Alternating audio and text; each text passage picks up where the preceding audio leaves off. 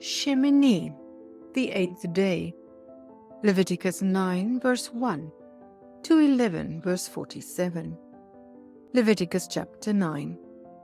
After their ordination on the 8th day, Aaron and his sons had a young bull and ram to slay, as well as a male goat, calf and lamb, and for peace offerings a bull and ram, to make for them and the assembly atonement, whereafter Adonai would appear to them.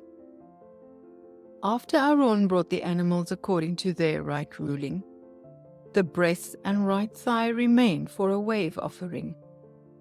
And Aaron blessed the people as he lifted up his hand. He and Moshe blessed them as they came out of the tent.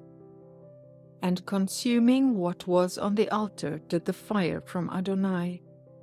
And the people saw and fell on their faces as they cried. Leviticus chapter 10. Nadab and Abihu brought fire that was not required. And fire came forth out of Adonai, and they died. By this Adonai meant for all who draw near, it should be done in holy fear. Aaron and his other 2 sons' garments could not be torn, but the house of Israel were allowed to mourn. Adonai told Aaron no strong drink or wine to take, for distinction between holy and common he had to make. Moshe told Aaron and his sons what remained to be done.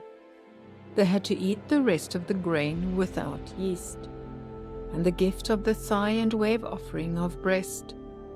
It is his family's share that they should eat with great care. But Moshe was wholly upset when he found nothing of the sin offering was left.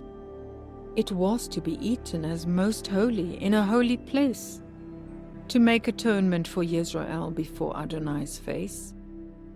Aaron did not think that Adonai would accept.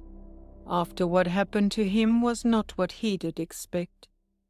And this Moshe understood and did respect. Leviticus chapter 11. Adonai commanded what he knows is best to eat, what his people are allowed to enjoy of meat. Chewing the cud and a split hoof is required. If it has both, by all means enjoy it on the fire. Only one or the other, don't even bother. All other beasts are unclean. On your table it is not to be seen. Of all in the waters to be found, if it has fins and scales, it is sound. All the rest is his beautiful creation, but to eat, that's an abomination. Here in chapter 11 you will also read the list of abominable birds on which we do not feed, as well as all flying insects, except for a few we do not need. Touching any carcass makes you unclean. You must wash yourself and your clothes by the evening.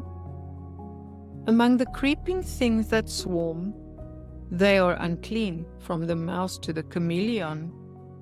Yes, the one that swarms is an abomination to eat, all that crawls on its stomach or has many feet. On whatever their carcass does fall is unclean, and it is to be washed, whether of wood or skin. But an earthen vessel is to be broken. A fountain or well remains clean, also a dry seed for planting. This is the Torah of the beasts and the birds and every living being, to make a distinction between the unclean and the clean. For Adonai is bringing us up from Mitzrayim. He is set apart and wants to be our Elohim. Therefore we must set ourselves apart unto him.